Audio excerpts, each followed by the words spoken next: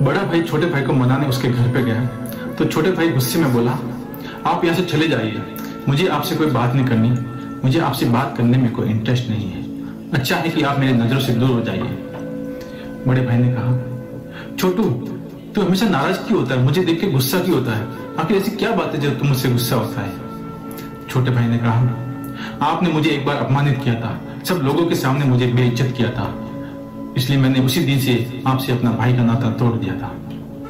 बड़े भाई ने कहा, ये तो 5 साल पहले की बात है, तो अभी तक भूला नहीं, चलो मैं चला जाता हूँ, लेकिन एक काम कर, तू मुझे वो दिन बता दे, वो उस दिन कौन सा वार था जिस दिन मैंने तुझे भला बुरा कहा था। छोटे ने कहा, मुझे याद नहीं है। तो तारीख कौन सी थी वो बता दे मुझे। छोटे ने कहा, मुझे वो भी नहीं मालूम, मैं भूल गया। तो एक काम कर, तू घर में जा और 5 साल पुराना कैलेंडर पड़ा होगा वो लेके आ, मैं तुझे बता देता हूँ कि दिन कौन सा था और तारीख कौन सी थी।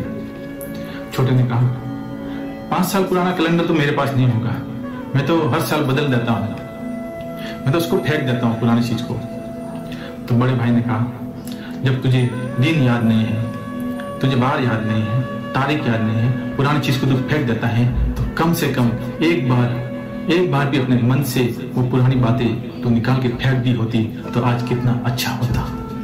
तूने एक बार भी अपने मन से वो पुरानी बात निकाल के फेंक दी होती तो आज तू मेरे सामने आता हंसता हंसता और मुझे गले लगाता।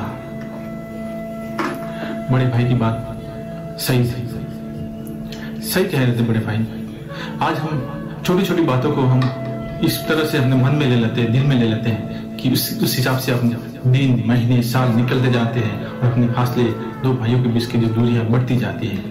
हम उस पुरानी चीजों को फेंक देते हैं, लेकिन पुरानी बातों को हम निकाल के नहीं फेंकते। एक बेटा अपने पिता से कुछ भी बोल लेता है, ऊंची आवाज में बात कर लेता है, उसे झगड़ लेता है, अपनी मनमानी कर लेता है, अपनी जीत पूरी कर लेता है, कुछ भी बोल लेता है, कभी भी बोल लेता है।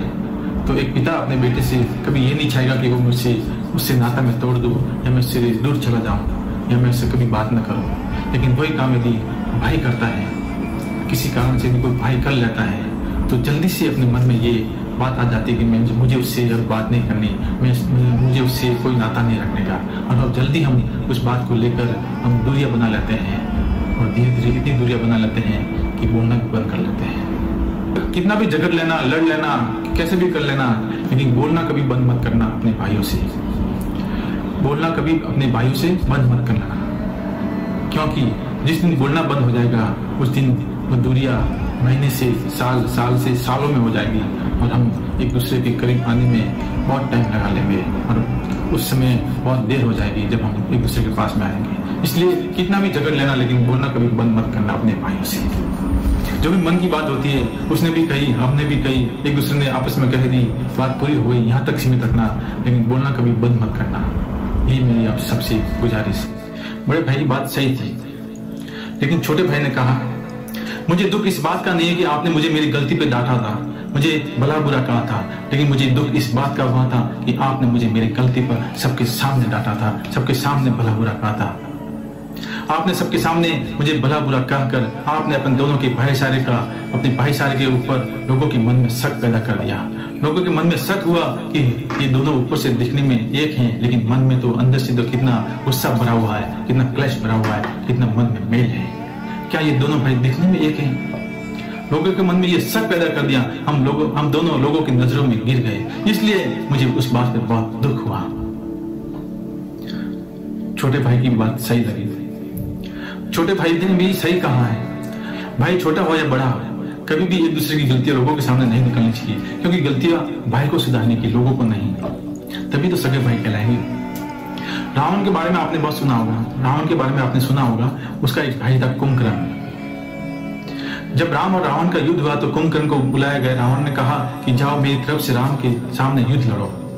कुंभकर्ण जानता था कि मेरा भाई रावण नीति के खिलाफ लड़ रहा है, फिर भी वो वहां गया। क्यों गया? क्योंकि उसको मालूम है कि इस समय मेरा भाई संकट में है और मुझे इस समय मेरे भाई की गलतियां निकालने की नहीं बल्कि उसका साथ देने की जरूरत है। और वो गया और वो मर गया। मुझे कुंभकर्ण की ये बात बहुत अच्छी लगी कि उसने उस समय भाई का साथ दिया, वहां उसकी गलतियां नहीं दी। रावण का दूसरा भाई था विभीषण। उसने संकट की घड़ी में रावण को छोड़कर राम के पास चला गया। भले उसने सत्य का साथ दिया, लेकिन आज भी लोग उसे घर का भेदी कहते हैं। इसलिए भाई की गलतियों को निकाल कर अपने ही घर का भेद कभी मत। यदि ऐसा कभी दिन आए तो एक दूसरे की सहायता, भाई भाई की सहायता जरूर करना, तन मन धन से। लेकिन याद रखना, जब भाई की सहायता करे तो लोगों को बताने की जरूरत नहीं है, सबको ढिंडोरा पीटने की जरूरत नहीं है सब जगह कि मैंने मेरे भाई की सहायता की, मैंने मेरे भाई के लिए वो किया, ये किया, वो किया, मैंने पैसा दिया, वो दिया, वो दिया। सबको बताने की जरूरत नहीं है। यदि आप ऐसे लोगों को कहते फिर मेरे भाई के बारे में कि ये किया मैंने, ये किया, ये किया, तो मैं तो कहता हूँ कि आप अपने भाई की कभी सहायता ना करें। और हाँ, अपने माता पिता को जरूर बताना, और हो सके तब तक अपनी पत्नी को भी मत बताना, यदि जरूरत नहीं हो तो, क्योंकि भाई आपका है, आपकी पत्नी का नहीं।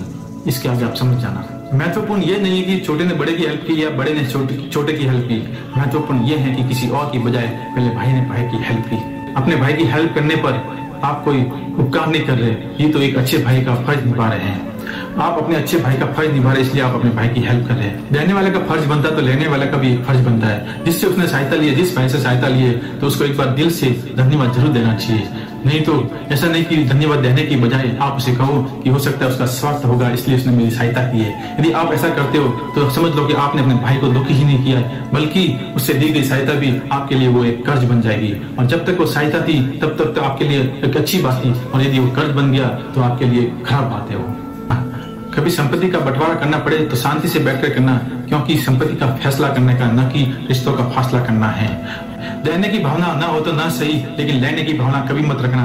अपने भाई को गलत समझने से पहले एक बार उसके हालात को जरूर समझना।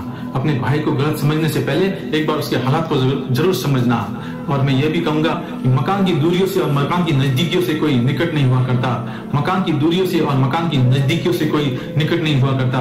मन की दूरियों से आदमी दूर होता है और मन की नजदीकियों से आदमी निकट हुआ करता है। मन की नजदीकियों से आदमी निकट हुआ करता है। अंत में मैं आपको यही कहूंगा कि रिश्तों की दूरियों को इतना मत बढ़ा लेना, रिश्तों की दूरियों को इतना मत बढ़ा लेना कि दरवाजा खुला हो फिर भी अपन को खटखटाना पड़े। दरवाजा खुला हो फिर भी उसका दरवाजा हमको खटखटाना पड़े।